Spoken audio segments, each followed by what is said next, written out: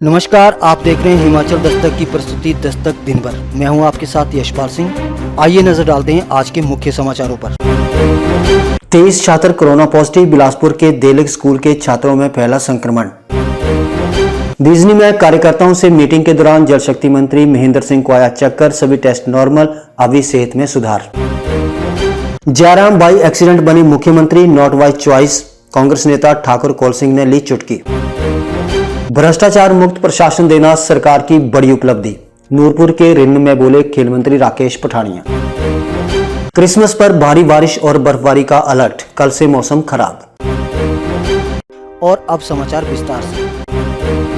बिलासपुर में एक बार फिर कोरोना विस्फोट हुआ है। जिला के एक स्कूल के 23 बच्चे कोरोना पॉजिटिव पाए गए हैं। जानकारी के अनुसार बिलासपुर के देलग स्थित राजकीय हाई स्कूल के 23 छात्र कोरोना पॉजिटिव आए हैं। बताया जा रहा है कि स्वास्थ्य विभाग की टीम द्वारा बच्चों के कोविड टेस्ट लिए गए थे, जिनमें से 23 बच्चों की कोरोना रिपोर्ट पॉजिटिव आई है। जिला स्वास्थ्य अधिकारी डॉक्टर परविंदर सिंह ने कहा कि बहरहाल इस स्कूल को अगले 48 घंटे के लिए बंद कर दिया गया है, ताकि कोरोना संक्रमण की चेन को रोका जा सके। प्रदेश सरकार में जल शक्ति मंत्री महेंद्र सिंह की बुधवार को दोपहर बाद अचानक तबीयत खराब हो गई और उन्हें बिजनी रेस्ट हाउस में बैठे बैठे ही चक्कर आ गया। वह कुछ देर के लिए बेहोश भी हो गए, लेकिन कुछ देर बाद उन्हें होश आ गया। मगर आनन फानन में मंत्री को जोनल अस्पताल लाया गया, जहां उन्हें दाखिल कर सभी टेस्ट किए गए। डॉक्टर MD सुरेंद्र के अनुसार उनके सभी टेस्ट नॉर्मल पाए गए हैं। इस दौरान सिटी स्कैन भी करवाया गया, जिसकी रिपोर्ट भी नॉर्मल पाई गई है।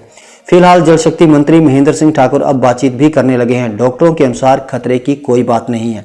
सूत्रों के मुताबिक जल शक्ति मंत्री करसोग से सड़क के रास्ते मंडी बिजनी रेस्ट हाउस पहुंचे थे, जहां पर अधिकारियों और कार्यकर्ताओं के साथ PM मोदी की रैली को लेकर चर्चा की जा रही थी। इसी दौरान उन्हें अचानक चक्कर आ गया।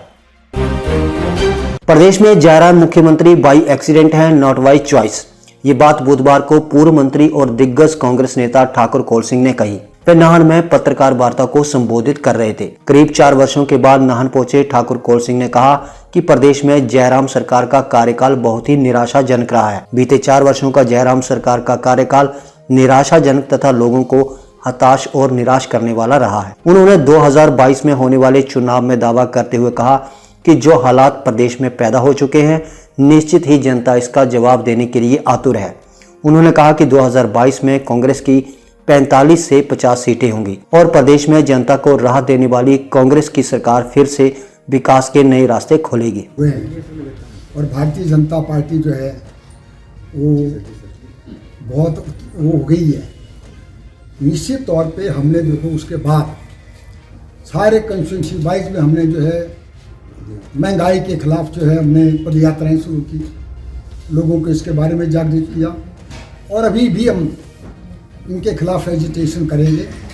इनकी उम्मीदें जो है जनता के सामने रखेंगे।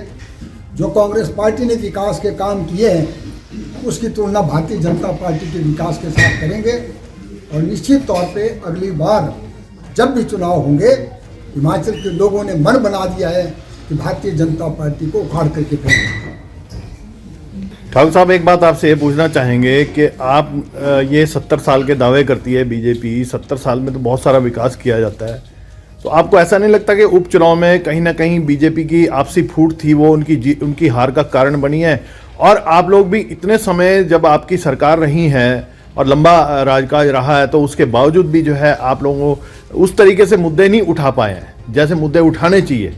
ठीक है, बहुत सारे ऐसे मुद्दे हैं जो अछूते रह गए हैं। उन मुद्दों पर ही आपने किसी ने भी अभी तक कांग्रेस जो है वो खुद ही इस समय आपसी उसमें उलझी हुई है, उलझन में है। और दूसरा कि नेतृत्व कहाँ है वो भी हमें बता दें जी आप थोड़ा। नहीं, ऐसा है, कांग्रेस कहीं नहीं उलझी है। कांग्रेस बिल्कुल यूनाइटेड है और कांग्रेस जो है, जो कांग्रेस पार्टी के अध्यक्ष है उनके साथ खड़ी है, CLP लीडर है उनके साथ खड़ी है और सबसे बड़ी बात है हम हाईकमांड के साथ खड़े हैं।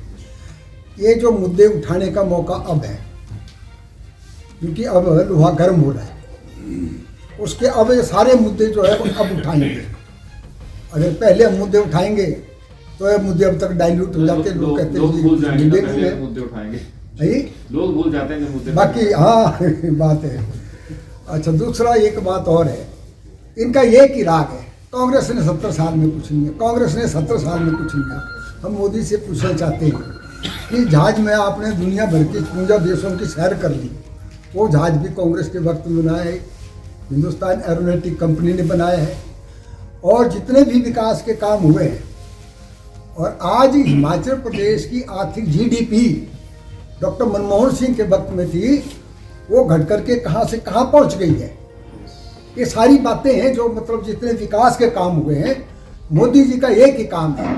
मोदी जी ने नारा लगाया 19 इलेक्शन में, देश को झुकने नहीं दूंगा, देश को बिकने नहीं दूंगा।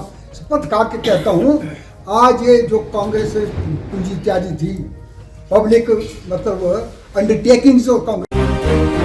खेल मंत्री राकेश पठानिया ने कहा कि मुख्यमंत्री जयराम ठाकुर के नेतृत्व में राज्य के लोगों को पारदर्शी तथा भ्रष्टाचार मुक्त प्रशासन उपलब्ध करवाना प्रदेश सरकार की 4 साल की सबसे बड़ी उपलब्धि रही है। ये बात उन्होंने नूरपुर विधानसभा क्षेत्र के तहत पुंदर पंचायत के तहत गांव पलोटा तथा नागरी पंचायत के रिन्ना गांव में आयोजित जनसभाओं को संबोधित करते हुए कही। वन मंत्री ने इस दौरान नागरी पंचायत के बाणगांव में 2.5 लाख रुपए की लागत से निर्मित महिला मंडल भवन तथा 23 लाख रुपए की लागत से बनाए गए जखबड़ से रिन्ना गांव के संपर्क मार्ग का उद्घाटन भी किया। वन मंत्री ने इस मौके पर जन समस्याओं को भी सुना तथा अधिकतर का मौके पर ही निपटारा कर दिया। इसके पश्चात उन्होंने कोट पल्हाड़ी पंचायत के गट्टा गांव में 3 लाख रुपए की लागत से बनने वाले जंजघर का शिलान्यास भी किया।